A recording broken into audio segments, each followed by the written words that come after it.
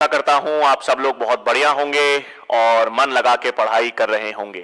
ठीक है, संवातन एवं गैसों के आदान प्रदान यानी श्वसन तंत्र के पार्ट 4 में आप सब लोगों का स्वागत है। ठीक है बच्चों, अगर आपको याद हो पिछले लेक्चर में हम क्या बात कर रहे थे। पिछले लेक्चर में हमने कार्बन डाइऑक्साइड के स्थानांतरण की बात की थी। हमने कहा था कार्बन डाइऑक्साइड 3 तरीकों से, है ना, कार्बन डाइऑक्साइड 3 तरीकों से कूपिकाओं के क्षेत्र में स्थानांतरित हो रही थी। तो क्या हो रहा था भाई, यहां पर अगर मैं कूपिकाओं का क्षेत्र लिखूं, है ना, अगर मैं यहां पर लिखता हूं बच्चों कूपिकाओं का क्षेत्र, तो हमें पता है कूपिकाओं के क्षेत्र में कार्बन डाइऑक्साइड घुलनशील रूप में, प्लाज्मा में घुलनशील रूप में कितने प्रतिशत, 5 से 7 प्रतिशत, बिल्कुल सही। फिर कार्ब अमीनो हीमोग्लोबिन के रूप में,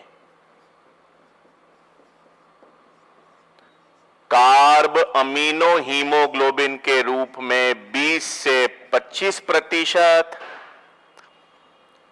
और सोडियम बाइकार्बोनेट के रूप में 70 से, या हम कह सकते हैं 60 से 70 प्रतिशत रूप में। सही बात, कार्बन डाइऑक्साइड जो है वो 3 रूप में कूपिकाओं के क्षेत्र में आती है। प्लाज्मा में घुलनशील रूप में होते हुए 5 से 7 प्रतिशत, 20 से 25 प्रतिशत कार्ब अमीनो हीमोग्लोबिन के रूप में, और सोडियम बाइकार्बोनेट 60 से 70 प्रतिशत में। सही बात। अब देखो बच्चों क्या है, यहां पर कूपिकाओं के क्षेत्र में, कूपिकाओं के क्षेत्र में कार्बन डाइऑक्साइड हीमोग्लोबिन छोड़ देगा और क्या बन जाएगा, HHB। सही बात है। अब ध्यान देंगे, सोडियम बाइकार्बोनेट में भी सोडियम अलग हो जाएगा, क्या बच जाएगा भाई, बाइकार्बोनेट आयन, है ना। अब क्या करना है, सुनो भाई, 60 से 70 प्रतिशत, ध्यान से सुनेंगे, ये जो 60 से 70 प्रतिशत सोडियम बाइकार्बोनेट आया है, कार्बन डाइऑक्साइड 60 से 70 प्रतिशत सोडियम बाइकार्बोनेट के रूप में आई है, यानी बाइकार्बोनेट के रूप में आई है। अब इस बाइकार्बोनेट से CO2 को निकालना है ना भाई। CO2 ने अपना रूप तो बदल लिया, CO2 बाइकार्बोनेट के रूप में 60 से 70 प्रतिशत कूपिकाओं में आ गई। अब आने के बाद इस बाइकार्बोनेट आयन से CO2 को निकालना पड़ेगा ना। तो अब ये कैसे निकलेगा, ध्यान से सुनेंगे। कौन सा क्षेत्र है बच्चों, ये कूपिकाओं का क्षेत्र, कूपिकाओं का क्षेत्र है। तो कूपिकाओं के क्षेत्र में ऑक्सीजन किससे जुड़ेगी, हीमोग्लोबिन से। कूपिकाओं के क्षेत्र में क्या जुड़ेगी, ऑक्सीजन हीमोग्लोबिन से, है ना। कूपिकाओं के क्षेत्र में, रुधिर क्षेत्र में ऑक्सी हीमोग्लोबिन बनता है, वो उत्तकों तक ऑक्सीजन को छोड़ेगा, वहां से कार्बन डाइऑक्साइड को पकड़ेगा और उत्तकों में और कूपिकाओं में लाकर CO2 को छोड़ेगा, है ना। कैब ड्राइवर है, ये टैक्सी है, ऑक्सीजन को कूपिकाओं से उत्तकों में ले जा रही है और उत्तकों से CO2 को लेकर कूपिकाओं में ले जा रही है। तो कूपिकाओं में कार्बन डाइऑक्साइड को छोड़ दिया, अब ऑक्सीजन को पकड़ेगा। ऑक्सीजन को जब ये पकड़ेगा ना बच्चों, HbO2, तो ये उसके साथ क्या छोड़ेगा, H+ आयंस, है ना भाई। जब ऑक्सी हीमोग्लोबिन बनेगा तो ये H+ छोड़ेगा, H+ छोड़ेगा मतलब किसके रूप में काम करेगा भाई, अम्ल या एसिड, है ना। जब ये कार्बन डाइऑक्साइड को जोड़ रहा था तो H+ भी जोड़ रहा था, क्षार या बेस के रूप में काम कर रहा था। यहां पर जब ये ऑक्सीजन से जुड़ रहा है तो ये H+ देगा, मतलब अम्ल के रूप में काम करेगा। अब ये H+ इससे जुड़ेगा, किससे जुड़ेगा भाई, बाइकार्बोनेट आयन से जुड़ेगा, और क्या बनाएगा, H2 3O3 और ये किस में टूट जाएगा? H2O और CO2। निकल गई ना CO2, बाइकार्बोनेट आयन से CO2 निकाल दी। तो क्या हुआ सुनो, हमें क्या करना है? कूपिकाओं के क्षेत्र में सुनो, एक बहुत इंपॉर्टेंट प्रभाव है ये। कूपिकाओं के क्षेत्र में सोडियम बाइकार्बोनेट या बाइकार्बोनेट आयन से CO2 निकालनी है। अब बाइकार्बोनेट आयन से CO2 कैसे निकालें? तो बाइकार्बोनेट आयन से CO2 को निकालने में हमारा ऑक्सी हीमोग्लोबिन काम करेगा। कौन काम करेगा? Oxy haemoglobin. कैसे? वो ऑक्सी हीमोग्लोबिन H+ देगा।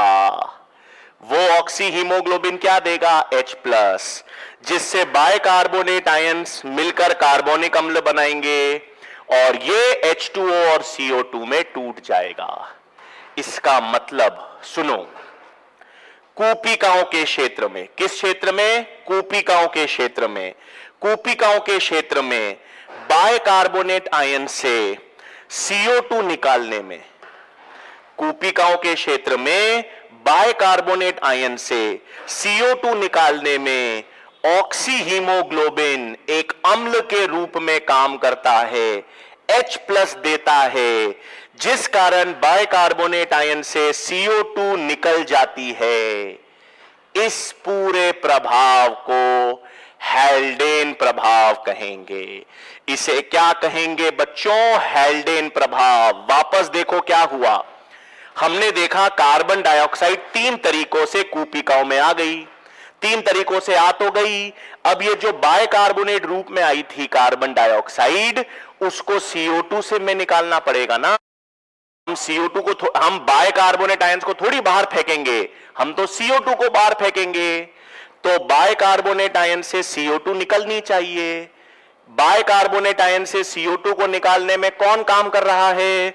Oxy haemoglobin. कैसे काम कर रहा है? H+ दे रहा है, अम्ल के रूप में काम कर रहा है। और जब वो अम्ल के रूप में काम करेगा तभी बाइकार्बोनेट आयन से CO2 निकलती है। इस प्रभाव को हैल्डेन प्रभाव कहेंगे। ठीक है बच्चों, इस प्रभाव को क्या कहेंगे? हैल्डेन प्रभाव।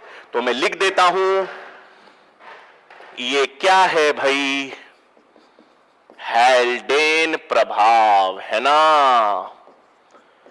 तो हैल्डेन प्रभाव में क्या हो रहा है बच्चों? बाइकार्बोनेट आयन से CO2 निष्कासित करने हेतु ऑक्सी हीमोग्लोबिन स्ट्रॉन्ग अम्ल के रूप में कार्य करता है। मतलब क्या देता है भाई? H+ दाता के रूप में।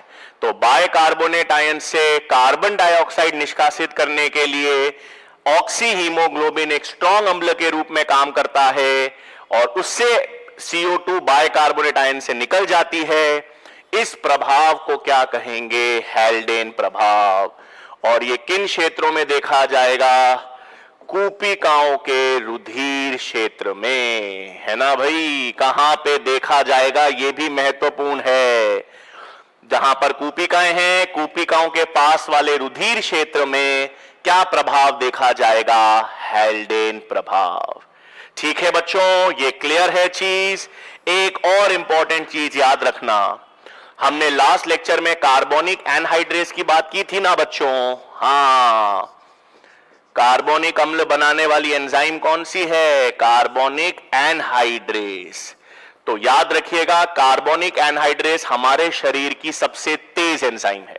हां, हमारे शरीर में सबसे तेज काम करने वाली एंजाइम कार्बोनिक एनहाइड्रेस है। इसकी अधिक मात्रा तो आरबीसी में मिलेगी, लेकिन इसकी कुछ मात्रा रुधिर प्लाज्मा में भी होगी। ठीक है, अधिक मात्रा तो कहां पर है? अधिक मात्रा तो आरबीसी में है। अधिक मात्रा आरबीसी में है, परंतु कुछ मात्रा जो है बच्चों वो रुधिर प्लाज्मा में भी होती है। तो अधिक मात्रा कहां पर मिलेगी भाई? आरबीसी में, और कुछ मात्रा किस में मिलेगी? रुधिर प्लाज्मा में मिलेगी, कार्बोनिक एनहाइड्रेस की। ठीक है बच्चों, तो ये पूरा कार्बन डाइऑक्साइड का स्थानांतरण था। कूपिकाओं के क्षेत्र में बाइकार्बोनेट आयन से CO2 निकालने में ऑक्सी हीमोग्लोबिन एक अम्ल के रूप में काम करता है। इसे हैल्डेन प्रभाव कहा जाएगा। ठीक है बच्चों, हमने यह भी देख लिया था कि 100 ml रुधिर सामान्य अवस्था में 5 ml ऑक्सीजन को स्थानांतरित करता है। 100 ml रुधिर सामान्य अवस्था में 4 ml कार्बन डाइऑक्साइड को स्थानांतरित करेगा। ठीक है बच्चों, ये तो हमने स्थानांतरण की प्रक्रिया देख ली। फिर आज हम क्या समझेंगे? हां, आज हम समझेंगे बच्चों संवातन यानी ब्रीदिंग का नियमन। ठीक है, किसकी बात करेंगे भाई? ब्रीदिंग या संवातन का नियमन। अब सुनो भाई, संवातन का मतलब है सांस लेना, हमको पता है, अंतःश्वसन और बहिश्वसन। अब ये जो संवातन की प्रक्रिया है ना बच्चों, अंतःश्वसन या बहिश्वसन, ये ऐच्छिक है या अनैच्छिक? जो संवातन या ब्रीदिंग रेट है, 1 मिनट में जो आप 12 से 16 बार सांस लेते हो, 1 मिनट में 12 से 16 बार जब आप सांस ले रहे हो संवातन, ये अनैच्छिक प्रक्रिया है ना? ये सही बात है सर, हम ऐच्छिक भी तो कर सकते हैं। हां, जब आप योगा करते हो, मेडिटेशन करते हो, तो आप ऐच्छिक श्वसन भी करते हो। ऐच्छिक श्वसन में प्रमस्तिष्क का हिस्सा काम करता है, वो हम बाद में बात करेंगे बच्चों। ऐच्छिक श्वसन की बात बाद में करेंगे, अभी हम बात कर रहे हैं अनैच्छिक श्वसन की। 1 मिनट में जो आप 12 से 16 बार सांस लेते हो, वो कौन सी प्रक्रिया है? अनैच्छिक प्रक्रिया है ना? 1 मिनट में जो 12 से 16 बार आप सांस लेते हो, वो कैसी प्रक्रिया है? अनैच्छिक। आपको याद होगा, हमने परिसंचरण तंत्र में भी पढ़ा था, हमारे शरीर की जितनी भी अनैच्छिक प्रक्रियाएं होती हैं, हां, शरीर की जितनी भी अनैच्छिक प्रक्रियाएं हैं, हृदय स्पंदन है, संवातन दर है, ये सारी अनैच्छिक प्रक्रिया का नियमन मस्तिष्क का मेड्यूला ऑब्लोंगेटा करता है। बिल्कुल सही, कौन सा भाग करता है? मेड्यूला ऑब्लोंगेटा करता है। तो क्या याद रखना है भाई? मेड्यूला ऑब्लोंगेटा हमारे पश्चिम मस्तिष्क का भाग होता है। ठीक है, हमारा पश्चिम मस्तिष्क होता है बच्चों, हम पढ़ेंगे आगे तंत्रिका तंत्र में। पश्चिम मस्तिष्क में जो मेड्यूला ऑब्लोंगेटा है, वो मेड्यूला जो है वो क्या करता है भाई? वो जो मेड्यूला है वो सारी अनैच्छिक प्रक्रियाओं का नियमन करेगा, सारी अनैच्छिक गतिविधियों का नियमन करता है। ठीक है, अब हम देखते हैं कैसे बचाओ। सुनो, हम तो अब पहली चीज ये है कि एक काम करते हैं, अपन इस पूरे सिस्टम को मैं कैसे समझा रहा हूं, ध्यान देंगे।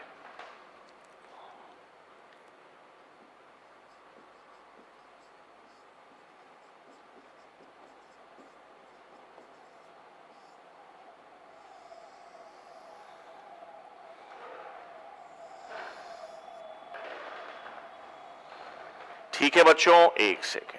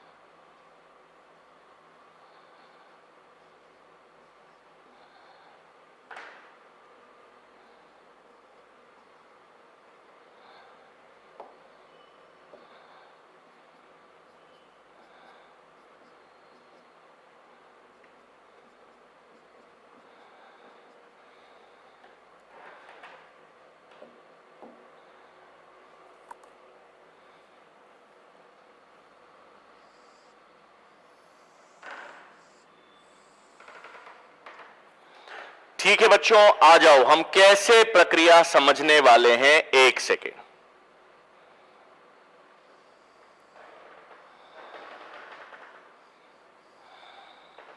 ठीक है बच्चों, यहां पर देखो, यहां पर मैंने ये क्या बनाए हैं, फेफड़े।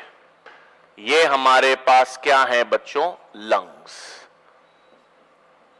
ठीक है, तो ये एक जोड़े लंग्स मैंने बनाए हैं बच्चों। हां, ये हमें पता है ना क्या होता है, बिल्कुल सही। ये क्या है, डायफ्राम। ये क्या है बच्चों, डायफ्राम है। ये काले काले गोले क्या हैं, ये पसलियां हैं। फेफड़ों के दोनों तरफ पसलियां होंगी, और पसलियों में ये जो लाल लाल मैंने बनाया है, हां, अंतर पशुर की पेशियां। पसलियों के मध्य जो पेशियां थी वो अंतर पशुर की पेशियां, इंटरकॉस्टल मसल्स। और बेसिकली ये कौन सी हैं, बही अंतर पशुर की पेशियां। हमने देखा हुआ है सामान्य श्वसन में डायफ्राम के साथ कौन काम करता है, बही अंतर पशुर की पेशियां, EICM। तो ये पसलियों के मध्य मैंने जो लाल लाल बनाई हैं, ये बही अंतर पशुर की पेशियां हैं। ठीक है ना बच्चों, अब ध्यान देंगे, सुनो। मैंने आपसे कहा जो सामान्य श्वसन की प्रक्रिया है, सामान्य संवातन या नॉर्मल ब्रीदिंग है। नॉर्मल ब्रीदिंग या सामान्य संवातन जो है वो ऐच्छिक प्रक्रिया है या अनैच्छिक, अनैच्छिक प्रक्रिया है। और अगर वो अनैच्छिक प्रक्रिया है तो उसका नियमन कौन करेगा, उसका नियमन मेड्यूला करेगा ना। तो इस मेड्यूला में क्या है, सुनो। हां, मेड्यूला के अंदर क्या पाया जाता है, बिल्कुल, मेड्यूला के अंदर बच्चों पाया जाता है एक श्वसन लय केंद्र। क्या पाया जाता है भाई, रेस्पिरेटरी रिदम सेंटर। इसको हम कहते हैं श्वसन लय केंद्र। ठीक है भाई, मेड्यूला ऑब्लोंगेटा में क्या पाया जाता है, श्वसन लय केंद्र पाया जाता है। और ये श्वसन लय केंद्र जो है वो किसको नियमन करेगा, सामान्य संवातन को। कैसे करेगा, सुनो।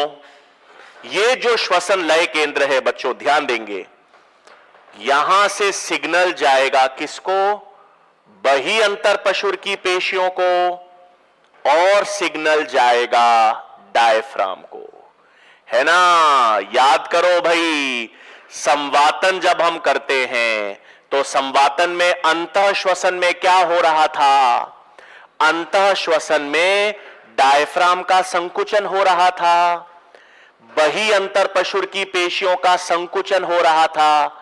इनके संकुचन से वक्षीय आयतन बढ़ता था, तभी तो दाब कम होता था, तभी तो ऑक्सीजन अंदर आती थी, याद है ना। हां, तो ये डायफ्राम के संकुचन, डायफ्राम में संकुचन और बही अंतर पशुर की पेशियों में संकुचन का सिग्नल कौन देगा, सूचना कहां से आएगी भाई, हां, इसी श्वसन लय केंद्र से आएगी। कहां से आएगी, श्वसन लय केंद्र, जो किसमें मौजूद है, मेड्यूला में। तो मेड्यूला में जो श्वसन लय केंद्र है बच्चों, वो किसको सिग्नल भेजेगा, डायफ्राम और बही अंतर पशुर की पेशियों को। इनमें संकुचन करेगा, इनमें संकुचन करेगा तो क्या होगा, अंतः श्वसन। इनमें संकुचन करेगा, इनमें संकुचन के कारण क्या होगा, अंतः श्वसन। तो अंतः श्वसन में कौन काम कर रहा है, श्वसन लय केंद्र। अब आप बोलोगे सर अंतः श्वसन क्यों बोला आपने, बही श्वसन क्यों नहीं बोला, सिर्फ अंतः श्वसन क्यों। सुनो, क्योंकि अंतः श्वसन एक सक्रिय प्रक्रिया है। अंतः श्वसन एक सक्रिय प्रक्रिया है, मतलब श्वसन लय केंद्र से सिग्नल जाएंगे जो बही अंतर पशुर की पेशियां और डायफ्राम में संकुचन प्रेरित करेंगे, जिससे अंतः श्वसन होगा। तो अब सर बही श्वसन कैसे होगा, अब सुनो बही श्वसन कैसे होगा। यहां पर क्या है, मेड्यूला ऑब्लोंगेटा के ऊपर की तरफ, सुनो, हां, अब मेड्यूला ऑब्लोंगेटा के ऊपर की तरफ क्या पाया जाता है? पॉन्स। देखो बच्चों, ये दोनों जो है ना, ये पश्च मस्तिष्क के हिस्से हैं। ये अपन तंत्रिका तंत्र में पढ़ेंगे। पश्च मस्तिष्क के 3 भाग होते हैं। पॉन्स होता है, मेड्यूला होता है, और एक अनुमस्तिष्क सेरिबेलम भी होता है। हां, ठीक है। तो पश्च मस्तिष्क में मेड्यूला के ऊपर क्या पाया जाता है बच्चों? पॉन्स। अब पॉन्स में क्या होता है? सुनो, पॉन्स में 2 केंद्र हैं। हां, 2 केंद्र क्या है? एक होता है न्यूमोटैक्सिक केंद्र। क्या है बच्चों? न्यूमोटैक्सिक केंद्र। अब ये क्या करेगा? सुनो, श्वसन लय केंद्र समझ आ गया? श्वसन लय केंद्र से सिग्नल जाएगा और वो डायफ्राम और बही अंतर पशुर की पेशियों में संकुचन प्रेरित करेगा, जिससे अंतर श्वसन होगा। यह सिग्नल लगभग 2 सेकंड के लिए होता है। मतलब हमको अंतर श्वसन में लगभग कितना समय लगता है? 2 सेकंड। एक अंतर श्वसन करने में 2 सेकंड लगता है। इसका मतलब ये जो श्वसन लय केंद्र है 2 सेकंड तक डायफ्राम और बही अंतर पशुर की पेशियों को संकुचित कर रहा है। अब क्या होगा? 2 सेकंड के बाद क्या होगा? ये जो पॉन्स न्यूमोटैक्सिक केंद्र है, हां, ये पॉन्स का जो न्यूमोटैक्सिक केंद्र है वो कहां जाएगा? वो सिग्नल भेजेगा इस श्वसन लय केंद्र को। वो किसको सिग्नल भेजेगा बच्चों? श्वसन लय केंद्र को, कि अब आप चुप हो जाओ, अब रुक जाओ, अंतर श्वसन हो गया। ठीक है, अंतर श्वसन करते हैं ना हम लोग, ये तो मैं बलपूर्वक कर रहा हूं, ऐच्छिक। सामान्य अंतर श्वसन 2 सेकंड के लिए होगा। किसके कहने पे होगा? श्वसन लय केंद्र। श्वसन लय केंद्र ने डायफ्राम और बही अंतर पशुर की पेशियों का संकुचन कर दिया। अब अंतर श्वसन 2 सेकंड के बाद ये न्यूमोटैक्सिक केंद्र से सिग्नल जाएगा और ये श्वसन लय केंद्र को बोलेगा आप चुप, अब रुक जाओ। ये जैसे ही रुकेगा तो डायफ्राम और बही अंतर पशुर की पेशियां अनुशिथिलित या रिलैक्स हो जाएंगी और हम बहिश्वसन करेंगे। मतलब बहिश्वसन के लिए अलग से सिग्नल नहीं देना। श्वसन लय केंद्र तो अंतर श्वसन के लिए सिग्नल दे रहा है, फिर पॉन्स का जो न्यूमोटैक्सिक केंद्र है वो अंतर श्वसन को रोक रहा है। कैसे? श्वसन लय केंद्र को बोलता है अब अंतर श्वसन रोक दो, तो ये अंतर श्वसन रोक देता है। डायफ्राम और बही अंतर पशुर की पेशियों के संकुचन को रोक देता है। तो अब रोक देगा तो इनमें क्या होगा? अनुशिथिलन, और क्या देखा जाएगा? बहिश्वसन। ठीक है भाई, ये बहिश्वसन लगभग 3 सेकंड के लिए। तो अंतर श्वसन को रोक के, सुनो कार्य भी, अंतर श्वसन को रोक के बहिश्वसन चालू करने का काम किसका है? इस न्यूमोटैक्सिक केंद्र का। किसका है भाई? इस न्यूमोटैक्सिक केंद्र का। सही बात हो गया क्लियर? पॉन्स में इन्होंने अंतर श्वसन को बंद करके बहिश्वसन चालू कर दिया। अब बहिश्वसन के बाद अगला अंतर श्वसन होना है। अगला अंतर श्वसन यही करेगा, लेकिन यह भी कहने पे करेगा। किसके कहने पे करेगा? तो पॉन्स में बच्चों ध्यान देंगे, पॉन्स में एक दूसरा केंद्र होता है एपन्यूस्टिक। क्या होता है बच्चों? एपन्यूस्टिक केंद्र। हां, यह भी अब सिग्नल देगा श्वसन लय केंद्र को और यह बोलेगा बेटा वापस अंतर श्वसन चालू कर। ठीक है, एपन्यूस्टिक केंद्र क्या बोलेगा? अंतर श्वसन चालू कर। तो यह क्या करेगा? यह डायफ्राम और बही अंतर पशुर की पेशियों में फिर संकुचन करेगा। संकुचन होगा 2 सेकंड के लिए। फिर न्यूमोटैक्सिक केंद्र बोलेगा आप शांत हो जाओ, अब रुक जाओ, तो रुक जाएगा, बहिश्वसन होगा।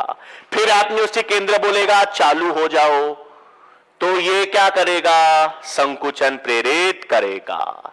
तो देखो बच्चों, क्लियर है, 3 केंद्र देखें, लिख तो मैं दूंगा लेकिन एक बेसिक सिस्टम समझ लो क्या हो रहा है। हम लोग सामान्य संवातन की बात कर रहे हैं, नॉर्मल ब्रीदिंग की, ठीक है, जो अनैच्छिक प्रक्रिया है जिसमें अंतःश्वसन बहिश्वसन हो रहा है। तो अनैच्छिक प्रक्रिया है, अनैच्छिक प्रक्रिया का केंद्र कहां है, मेड्यूला ऑब्लोंगेटा का श्वसन लय केंद्र है।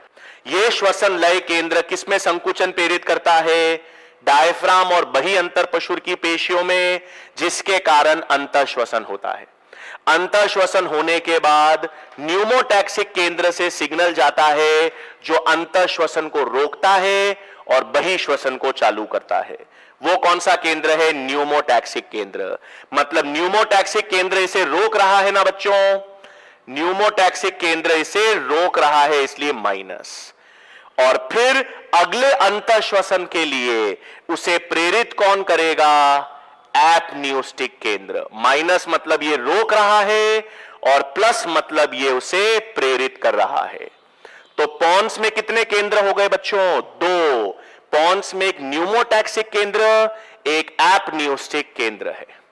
ठीक है, क्लियर है बच्चों, चीज तो ये क्लियर है, ये लिख ले अपन, फिर मैं एक चीज और बता दूंगा। ठीक है भाई, तो यहां पर ध्यान देंगे। तो मैंने क्या किया यहां पर, अब इसको अपन लिखे बच्चों, संवातन का नियमन। तो संवातन के नियमन में हमारे पास क्या है भाई, बिल्कुल मेड्यूला ऑब्लोंगेटा, और मेड्यूला ऑब्लोंगेटा में हमारे पास कौन सा केंद्र है, RRC। इसको हमने कह दिया रेस्पिरेटरी रिदम सेंटर, या हमने कह दिया श्वसन लय केंद्र। ठीक है बच्चों, और ये किसका नियमित करता है,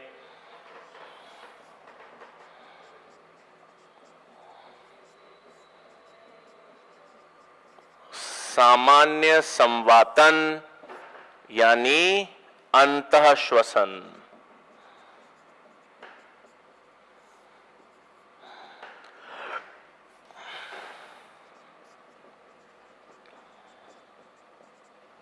ठीक है बच्चों, तो सामान्य संवातन या अंतःश्वसन में कार्यरत क्या होता है, श्वसन लय केंद्र होता है। हां, एक और चीज है भाई, आप पढ़ोगे सर श्वसन लय केंद्र के तो 2 तरह के सेंटर होते हैं, एक पृष्ठीय और एक अधरीय। वो जरूरत नहीं है समझने की, वो जरूरत नहीं है। आप कितना याद रखोगे, संवातन के नियमन में मेड्यूला ऑब्लोंगेटा है, मेड्यूला ऑब्लोंगेटा में कौन सा केंद्र है बच्चों, श्वसन लय केंद्र है, जो किसका नियमन कर रहा है, सामान्य संवातन या अंतःश्वसन में कार्यरत है। ठीक है, ये तो बात हो गई, सामान्य को नियमित कर रहा है। अब पॉन्स के बारे में लिख लें। तो अब यहां पर ध्यान रखना है, 2 पॉन्स में हमारे पास 2 केंद्र हैं भाई। हां, पॉन्स में 2 केंद्र कौन से हैं, न्यूमोटैक्सिक केंद्र और एपन्यूस्टिक केंद्र। ठीक है ना, इसको हम क्या कहते हैं, इसे हम कहते हैं अंतःश्वसन। ये क्या करेगा बच्चों, अंतःश्वसन को बंद कर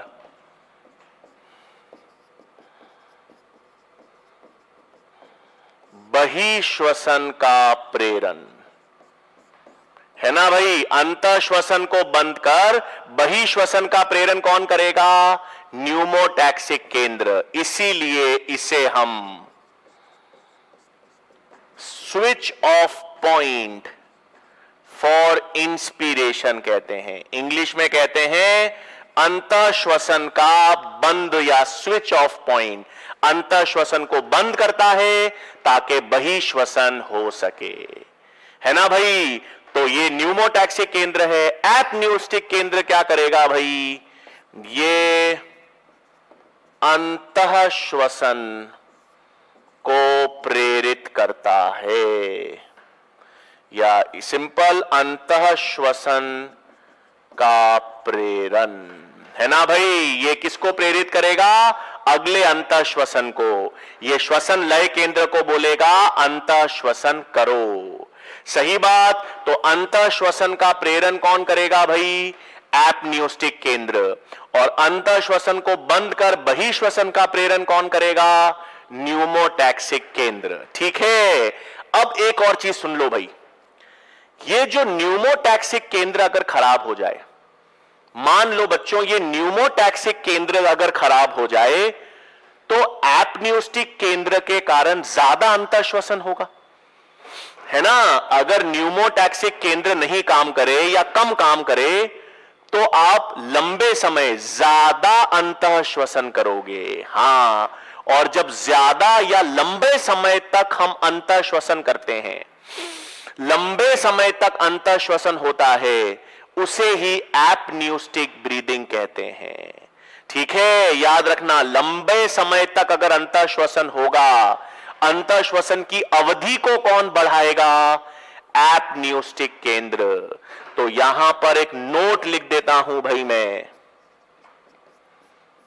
क्या है? अंतः श्वसन, अंतः श्वसन की अवधि को बढ़ाने में कौन काम करता है? एपन्यूस्टिक केंद्र।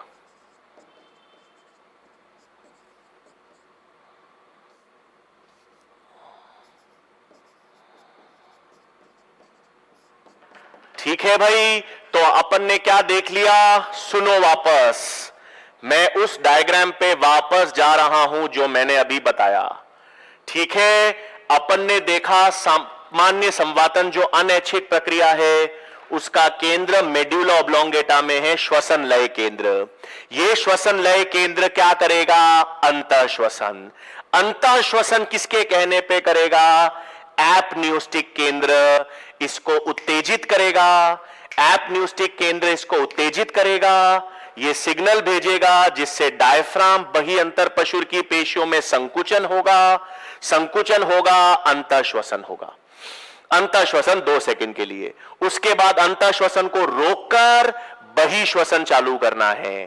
तो अंतः श्वसन को रोकने का केंद्र न्यूमोटैक्सिक केंद्र, ये इसको चुप कराएगा, अपने आप बहिश्वसन होगा। इसलिए बहिश्वसन एक निष्क्रिय प्रक्रिया है, अंतः श्वसन एक सक्रिय प्रक्रिया होती है।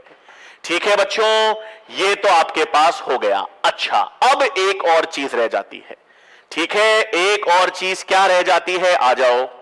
ये तो तंत्रिका का नियमन हमने देखा। अब एक चीज ध्यान देंगे।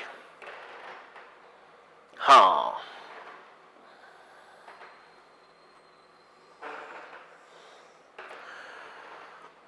ठीक है बच्चों, अब मैं सिर्फ क्या बना रहा हूं? मेड्यूला वाला क्षेत्र। ये रहा मेड्यूला ऑब्लोंगेटा।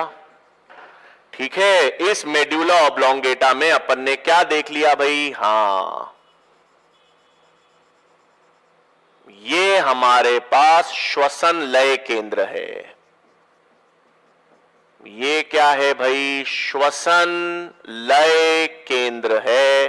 ठीक है, अब इस श्वसन लय केंद्र के पास, हां, इस श्वसन लय केंद्र के पास एक रसायन संवेदी केंद्र भी होता है, जिसे हम कहते हैं कीमो सेंसिटिव सेंटर। ठीक है बच्चों, मेड्यूला ऑब्लोंगेटा में अपन ने श्वसन लय केंद्र तो देख ही लिया। श्वसन लय केंद्र से सिग्नल भी अपन ने देख लिए। किससे सेंटर मिल रहा था? अगर मैं यहां पर न्यूमोटैक्सिक केंद्र लिखूं तो वो उसको चुप करा रहे हैं, शांत, और एपनियोस्टिक केंद्र देखूं तो वो उसको अंतः श्वसन के लिए प्रेरित कर रहे हैं। ठीक है ना, तो ये तो अपन देख ही चुके हैं। ये दोनों पॉन्स में मिलेंगे जो श्वसन लय केंद्र को नियंत्रित कर रहे हैं। अब हम दूसरी चीज पे आ रहे हैं कि एक रसायन संवेदी केंद्र है। रसायन संवेदी केंद्र क्या है, सुनो। रसायन संवेदी केंद्र क्या है, ध्यान से समझेंगे बच्चों। मैंने कह दिया ये हमारे पास रुधिर है। ठीक है, ये हमारे पास क्या है बच्चों, रुधिर है। अगर रुधिर में CO2 और H+ की सांद्रता बढ़ जाती है, ठीक है, ये क्या है भाई, रुधिर या ब्लड लिया है मैंने, तो ब्लड में CO2 और H+, सुनो भाई, ब्लड में CO2 और H+ के संवेदी कौन सा केंद्र है, ये रसायन संवेदी केंद्र है। इसका मतलब बच्चों, अगर आपके रुधिर में कार्बन डाइऑक्साइड और H+ का स्तर बढ़ जाता है, सुन लेना, अगर हमारे रुधिर में कार्बन डाइऑक्साइड और H+ का स्तर बढ़ जाता है तो घंटी बजती है। कहां पर, रसायन संवेदी केंद्र में घंटी बजती है। घंटी बजती है तो यह सिग्नल किसको देता है, यह सिग्नल श्वसन लय केंद्र को देता है कि ब्लड में ज्यादा CO2 ज्यादा H+ है तो इनको निकालना जरूरी है, और निकालने के लिए श्वसन दर बढ़ानी जरूरी है। ठीक है, तो एनसीईआरटी में सिर्फ एक लाइन लिखी हुई है कि CO2 और H+ सांद्रता बढ़ने पर श्वसन दर बढ़ जाती है। कैसे बढ़ेगी, सुनो, रुधिर में CO2 और H+ सांद्रता बढ़ने पर किसको सिग्नल जाएगा, रसायन संवेदी केंद्र को, और रसायन संवेदी केंद्र सिग्नल किसको भेजेंगे, श्वसन लय केंद्र को, जिसके कारण श्वसन दर बढ़ जाएगी, क्योंकि ज्यादा CO2 और ज्यादा H+ बाहर निकालने हैं। ठीक है, तो अच्छा, अब एक और चीज, यहां पर आपको एक और चीज याद रखना है भाई। हां, ये रसायन संवेदी केंद्र, रसायन संवेदी केंद्र को CO2 और H+ के बारे में कौन बताएगा, रसायन संवेदी केंद्र को CO2 और H+ के बारे में कौन बताएगा कि इसकी सांद्रता बढ़ गई है, हां, कौन बताएगा, ग्राही।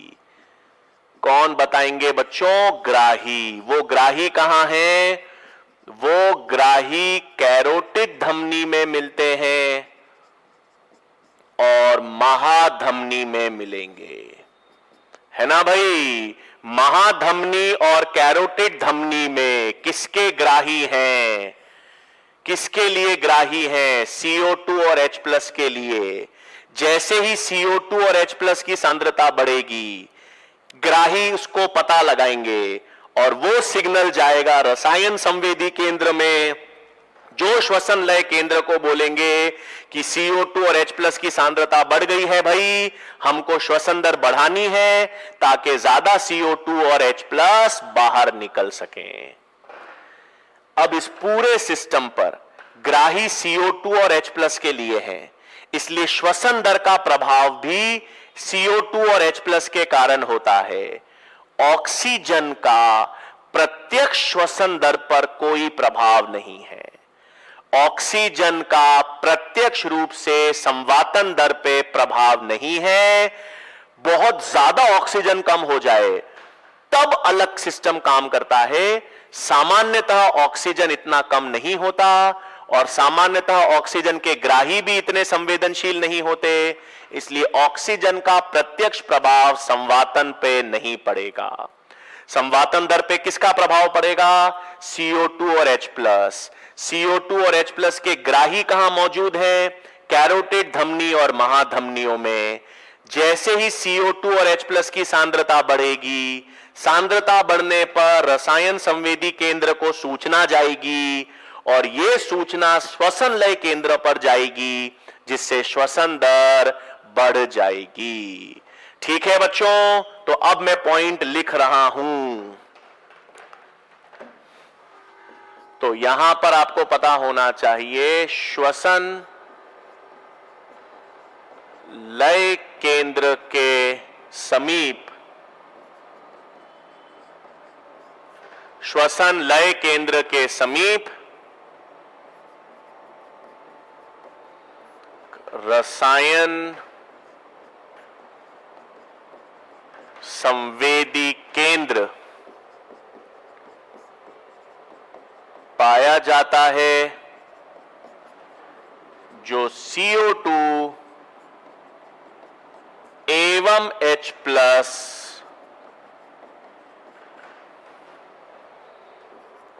के प्रति संवेदनशील है। तो श्वसन लय केंद्र के समीप क्या है बच्चों? रसायन संवेदी केंद्र है, जो CO2 और H+ के प्रति संवेदनशील होता है। इसका मतलब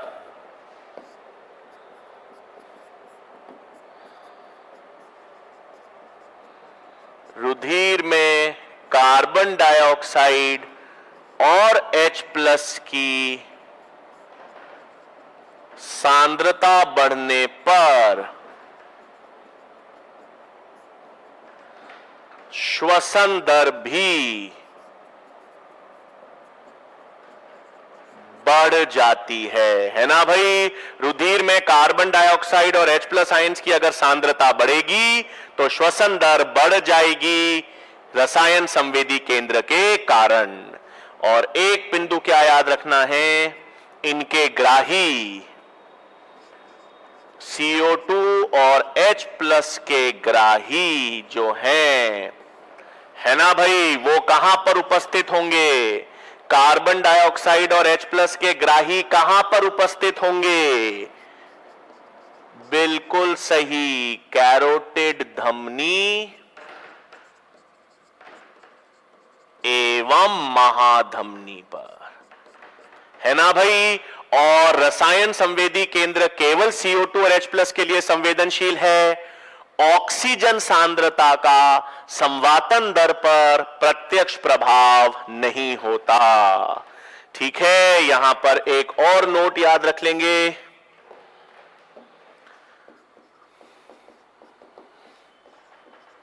ऑक्सीजन सांद्रता का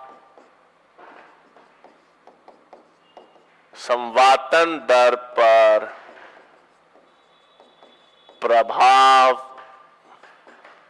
नहीं देखा जाता, या ऐसा कर लेंगे, अधिक प्रभाव नहीं देखा जाता।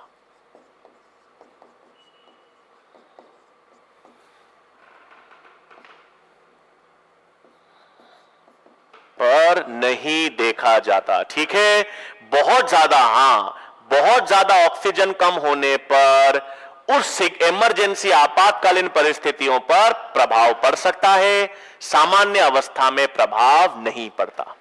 ठीक है बच्चों, एक और चीज, जब हम बलपूर्वक बहिश्वसन करते हैं तो बलपूर्वक बहिश्वसन तो ऐच्छिक प्रक्रिया है, ऐच्छिक रूप से करते हैं, उसमें प्रमस्तिष्क का क्षेत्र काम करता है, लेकिन उतना या उस लेवल पर हमको पढ़ने की जरूरत नहीं है।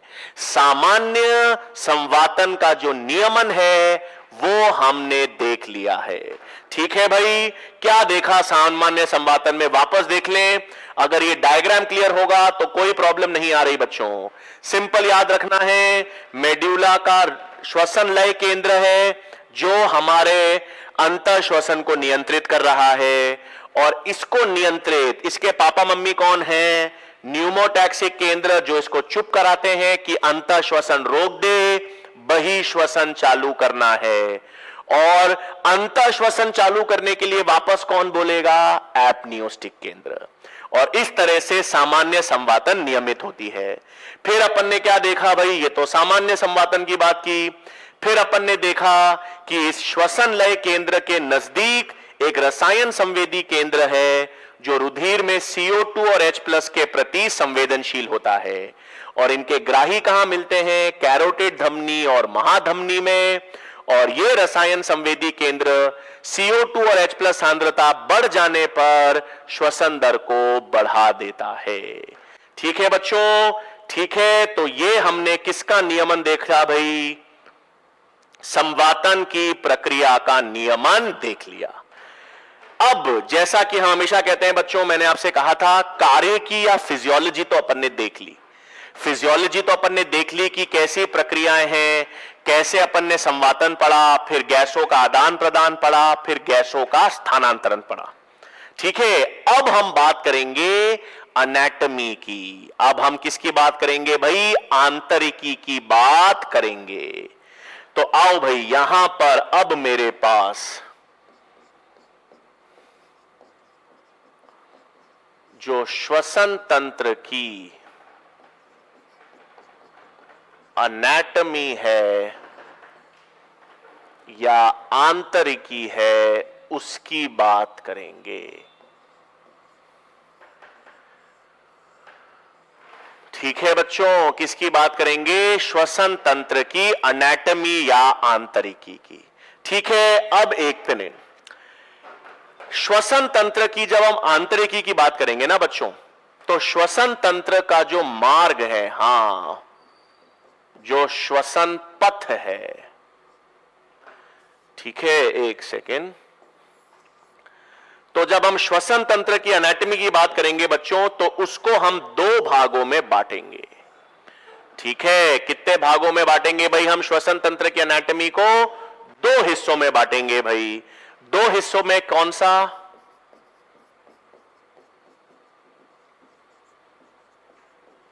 एक तो होता है कंडक्टिंग जोन या जिसे हम कहते हैं संचारण क्षेत्र, और एक होता है बच्चों हमारे पास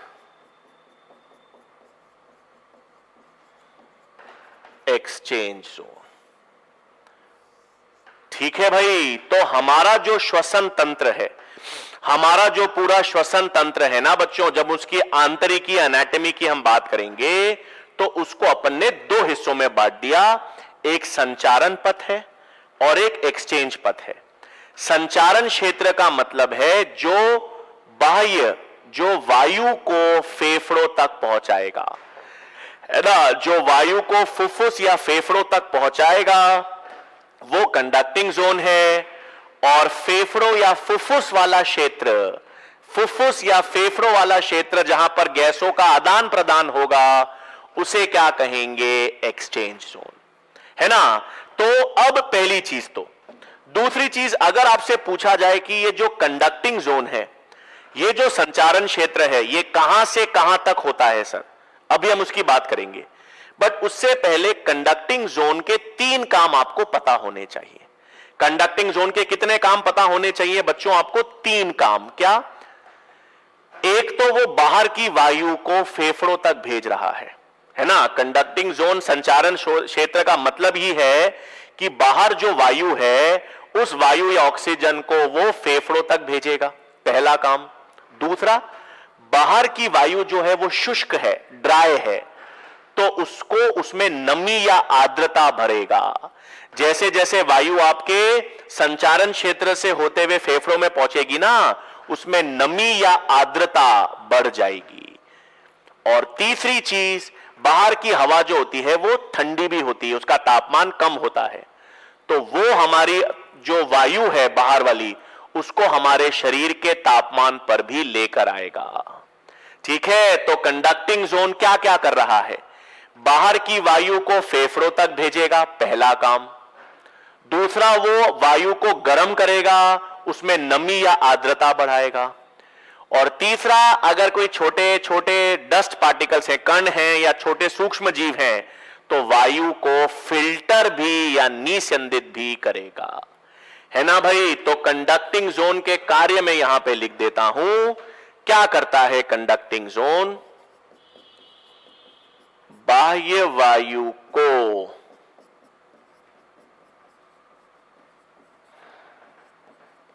एक्सचेंज जोन यानी कहां तक ले जाता है? लंग्स तक।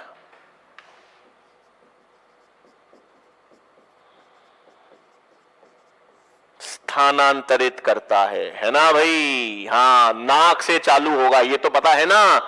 तो नाक से जो मार्ग चालू होगा वो बाह्य वायु को फेफड़ों या फुफ्फुस तक स्थानांतरित करेगा। दूसरा, वायु को फिल्टर करेगा। ठीक है, छोटे छोटे मिट्टी के कणों को हटाएगा, छोटे सूक्ष्म जीवों को हटा सकता है। और वायु के तापमान को बढ़ाएगा और आर्द्रता को भी बढ़ाएगा, है ना भाई। तो ये तीन काम किसके हो गए? कंडक्टिंग जोन या संचारण पथ के। क्या कर रहा है बच्चों संचारण पथ? जो बाह्य वायु है उसको फेफड़ों तक या एक्सचेंज तक लेकर जाएगा, एक्सचेंज क्षेत्र तक, उसे फिल्टर करेगा और उसके तापमान और आर्द्रता को बढ़ा देगा।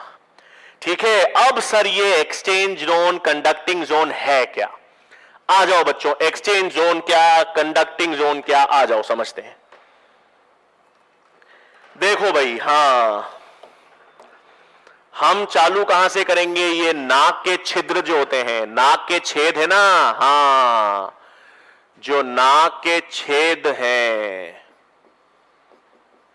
इन नाक के छेद को क्या कहते हैं भाई? अंग्रेजी में कहते हैं एक्सटर्नल नॉस्ट्रेल्स। नाक के छेद को क्या कहेंगे? एक्सटर्नल नॉस्ट्रेल्स। यहां से जाएगा भाई नासा मार्ग, है ना। इसको अभी मैं डायग्राम से भी बताऊंगा बच्चों, एक सेकेंड। नाक का छेद है, नाक के छेद से नाक के अंदर वाला हिस्सा नासा मार्ग, नासा मार्ग से अंदर छेद होते हैं, नाक के अंदर की तरफ जो छेद होंगे बच्चों उसे क्या कहेंगे? Internal nares. अंदर की तरफ छेद क्या कहलाएंगे? Internal nares. उससे क्या होगा? उससे जाएगा नेजोफेरिंग्स। वहां से कहां जाएगा भाई? नेजोफेरिंग्स। नेजोफेरिंग से कहां जाएगा? ध्यान देंगे, नेजोफेरिंग से जाएगा बिल्कुल सही फेरिंग्स। कहां जाएगा भाई? फेरिंग्स। फेरिंग से कहां जाएगा? फेरिंग से कहां जाएगा भाई? हां, फेरिंग से कहां जाएगा? ट्रैकिया। कहां जाएगा भाई? ट्रैकिया में।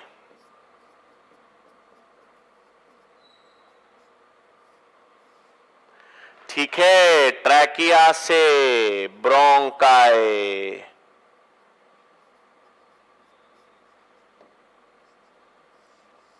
ब्रोंकाई से जाएगा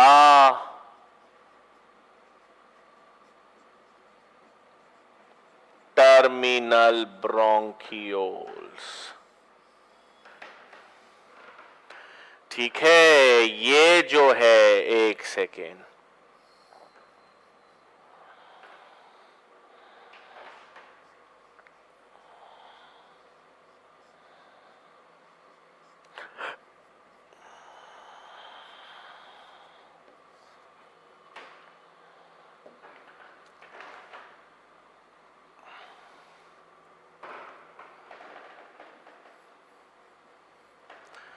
यहां तक देखो बच्चों, क्या बता रहा हूं, एक सेकेंड। अभी इसको हम डायग्राम से भी समझ लेंगे, बट नाक के छेद से, नाक के छेद से लेकर टर्मिनल ब्रोंकियोल्स तक का जो क्षेत्र है, नाक के छेद से लेकर टर्मिनल ब्रोंकियोल तक का जो ये हिस्सा है, ये किस में आता है?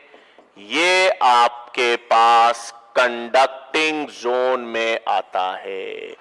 ये ही किस में आता है? संचारण क्षेत्र में। तो पहली चीज भाई, संचारण क्षेत्र क्या कर रहा था ये तो अपन ने देख लिया। संचारण क्षेत्र क्या कर रहा था वो तो अपन ने देख लिया ना भाई, कि वो वायु को फेफड़ों तक पहुंचाएगा। मतलब टर्मिनल ब्रोंकियोल के बाद, टर्मिनल ब्रोंकियोल के बाद कौन सा क्षेत्र है? Exchange zone. एक्सचेंज जोन की बात हम आगे करेंगे, एक्सचेंज जोन की बात हम आगे करेंगे, बट नाक के छेद से लेकर टर्मिनल ब्रोंकियोल्स तक का हिस्सा जो है ये क्या है? संचारण क्षेत्र। कहां से लेकर कहां तक? ये यहां से लेकर यहां तक, टर्मिनल ब्रोंकियोल्स तक। ये जो पूरा क्षेत्र है बच्चों, ये क्या है? संचारण क्षेत्र। तो संचारण क्षेत्र कहां से लेकर कहां तक चालू हो रहा है? नाक के छेद यानी एक्सटर्नल नॉस्ट्रिल से टर्मिनल ब्रोंकियोल्स तक का जो भाग है उसे हम क्या कहेंगे बच्चों? उसे हम संचारण क्षेत्र या कंडक्टिंग जोन कहेंगे। अब ये क्या है? सुनो, इसको अपन समझते हैं क्या है ये सर क्या है? एक मिनट, ठीक है, अब एक सेकेंड। हां, अरे तेरी,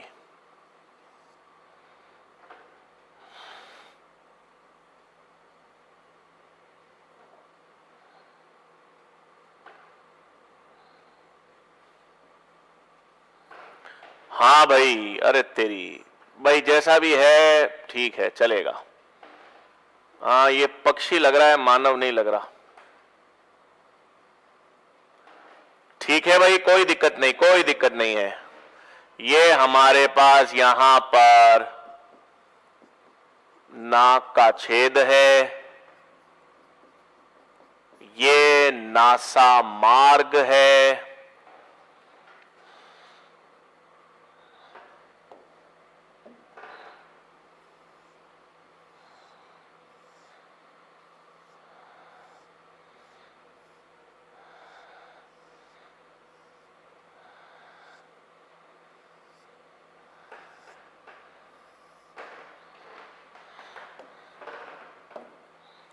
यहां पर इंटरनल नेयर्स हैं, ये आपके पास मुख गुहा है, ये हमारे पास नेज़ोफेरिंक्स,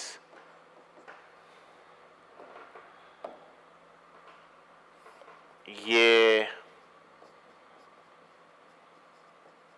ओरोफेरिंक्स। इसका मतलब ये हिस्सा क्या है? फेरिंग्स का है ना बच्चों। ये कुछ नहीं, नाक वाला हिस्सा बनाया है, ये मुंह वाला हिस्सा बनाया है मैंने। ये मुंह वाला हिस्सा है मुख गुहा, नाक के अंदर वाला हिस्सा है नासा मार्ग। ठीक है, मुख गुहा आगे किस में खुलेगा? ओरोफेरिंग्स में। नासा मार्ग किस में खुलता है? नेसोफेरिंग्स में। और ये दोनों कहां मिलते हैं? फेरिंग्स।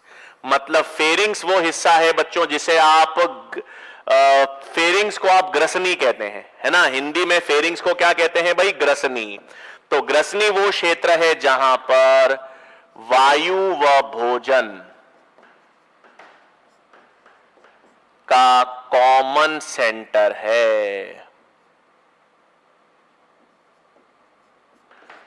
ना भाई। वायु व भोजन का कॉमन पथ कौन सा है? ग्रसनी या फेरिंग्स। वायु भी ग्रसनी से होकर आएगी और भोजन भी ग्रसनी या फेरिंग से होकर आएगा। सही बात। अब फर्क क्या है? यहां पर फेरिंग से बच्चों दो हिस्से हो जाते हैं। हां, ये देखो, ये शरीर का कौन सा हिस्सा है? अधर्य। ये शरीर का कौन सा हिस्सा है? मैंने बता रखा है भाई, अधर्य। और ये कौन सा है? पीछे वाला पृष्ठीय। ठीक है, मैंने यू बनाया है मानव को, यूं। तो आगे वाला हिस्सा क्या है? अधर्य।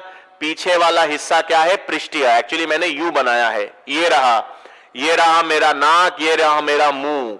तो आगे वाला हिस्सा क्या है? अधर्य। पीछे वाला हिस्सा क्या है? पृष्ठीय। ये दो क्यों बताए हैं? इंपॉर्टेंट है, सुनो। अधर्य हिस्सा जो है ना बच्चों, अधर्य हिस्सा जो है वो ट्रैकिया में खुलेगा, और पृष्ठीय हिस्सा जो है वो आपके पास ईसोफेगस में खुलेगा। ग्रसिका। ईसोफेगस का मतलब है भोजन नली और ट्रैकिया का मतलब है वायु नली, है ना भाई? सही। तो फेरिंग्स जो है वायु और भोजन का कॉमन पथ है। फिर फेरिंग से दो हिस्से निकलेंगे भाई। अधर्य हिस्सा किसमें खुलेगा? वायु नली या ट्रैकिया में। पृष्ठीय हिस्सा किसमें खुलेगा? भोजन नली या ईसोफेगस में। अब इंपॉर्टेंट क्या है? वायु तो हमको पता है, वायु तो फेरिंग से ट्रैकिया वायु नली में आएगी।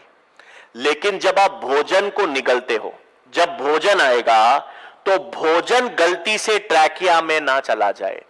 भोजन को कहां पर जाना है भाई? भोजन को तो भोजन नली में जाना है। गलती से भोजन वायु नली में ना आ सके। तो भोजन को वायु नली में आने से कौन रोकता है? बिल्कुल आपको मालूम होगा, भोजन को वायु नली में आने से एक उपास्थि, इलास्टिक उपास्थि का ढक्कन होता है, एपिग्लोटिस। क्या रोकता है? एपिग्लोटिस। तो क्या है भाई? जब आप भोजन को निगलते हो, भोजन को निगलते हो तो भोजन नली में भोजन जाए, ट्रैकिया या वायु नली में ना आ पाए, तो उस दौरान भोजन को निगलते वक्त इलास्टिक उपास्थि का ढक्कन एपिग्लोटिस किसको बंद कर देता है? ट्रैकिया को। और इस कारण भोजन वायु नली में ना आकर भोजन नली में ही जाता है। ठीक है भाई, क्लियर है? तो यहां पर हम लिख दे एक पॉइंट।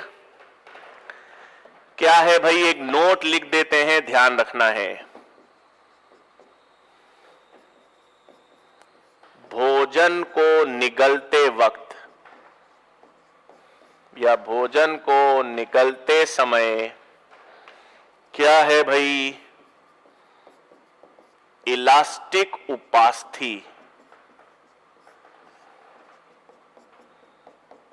से निर्मित एपिग्लोटिस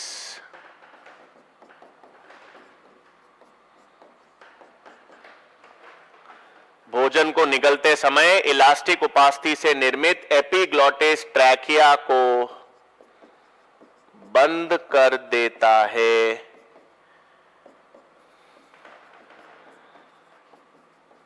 जिस कारण भोजन वायु नली में नहीं जाता। ठीक है भाई, तो भोजन वायु नली में नहीं जाता, इसका कारण क्या है भाई? भोजन वायु नली में नहीं जाता, भोजन नली या ईसोफेगस में ही जाता है। इसका कारण क्या है? बिल्कुल सही, इसका कारण है इलास्टिक उपास्थि से बना हुआ। याद रखना भाई, ये सवाल आता है एपिग्लोटिस है क्या, ये ढक्कन है क्या? तो ये ढक्कन इलास्टिक उपास्थि से बनी हुई संरचना है जो ट्रैकिया को बंद कर देती है ताकि भोजन नली में ही भोजन जाए, वायु नली में ना जा पाए। किसमें ना जा पाए भाई? वायु नली में ना जा पाए। ठीक है बच्चों, क्लियर है यहां तक चीज? तो अब भाई यहां पर नेक्स्ट चीज क्या याद रखनी है? तो हमें मालूम चल गया कि जो फेरिंग्स वाला हिस्सा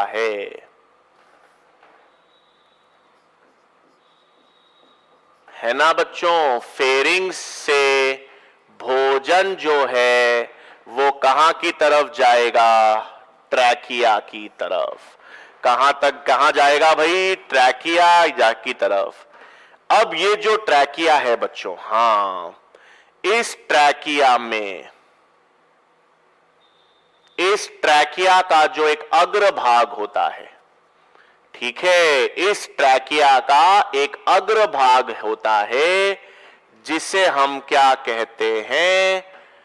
कंठ या लेरिंग्स, है ना भाई? ट्रैकिया तो हमारे पास क्या है, अभी हम पढ़ेंगे।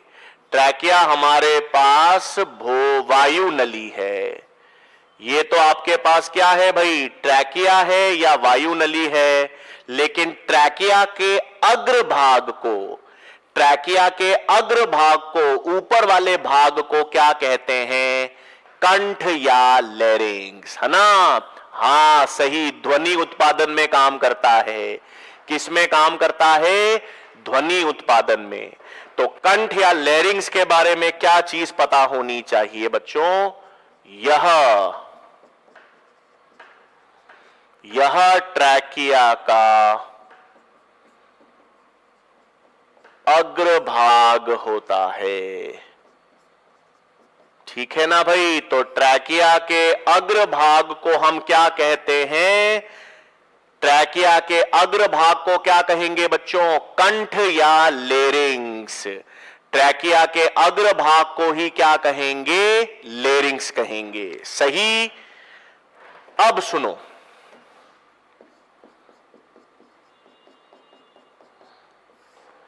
तो बच्चों ये जो लेरिंग्स या कंठ है, इतना तो मालूम चल गया हमको कि ये ट्रैकिया का अग्रभाग है।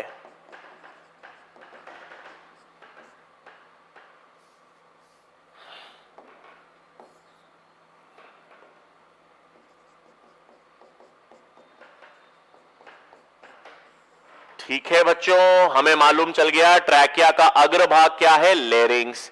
इसको हम दो और नाम से जानते हैं। बिल्कुल, इसको हम साउंड बॉक्स भी कहते हैं बच्चों, और इसको हम कार्टिलेज बॉक्स भी कहते हैं। मतलब इसको हम ध्वनि कक्ष भी कह सकते हो, उपास्थि कक्ष भी कह सकते हैं, है ना भाई? लैरिंग्स या कंठ को हम और किस नाम से जानते हैं? ध्वनि कक्ष और उपास्थि कक्ष। क्यों? ध्वनि उत्पादन में यह काम करता है, इसलिए इसको साउंड बॉक्स कहते हैं। ठीक है, इनमें हम देखेंगे ध्वनि की कॉर्ड्स, वोकल कॉर्ड्स होती हैं जो ध्वनि उत्पादन में काम करती हैं, इसलिए इसको ध्वनि कक्ष कहते हैं। दूसरा, इस कंठ की जो संरचना है ना बच्चों, इस कंठ की संरचना भी किससे बनी है? उपास्थि से। इस कंठ की संरचना किससे बनी होती है? उपास्थि से बनी है। और क्योंकि इसकी संरचना उपास्थि से बनी है ना, इसलिए इसे क्या कहते हैं? Cartilage box.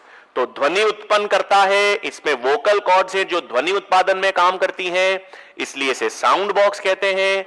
और ये उपास्थियों से बना होता है, और क्योंकि ये उपास्थि से निर्मित होता है, इसलिए इसको और किस नाम से जानते हैं? उपास्थि कक्ष।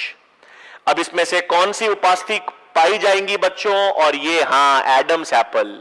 बाकी यहां से कौन कौन सी इसमें उपास्थियां पाई जाएंगी वो हम नेक्स्ट लेक्चर में देखेंगे। ठीक है बच्चों, तो आई होप यहां तक सिस्टम क्लियर होगा। याद रखना, हम लोग सिर्फ कंडक्शन जोन की बात कर रहे हैं।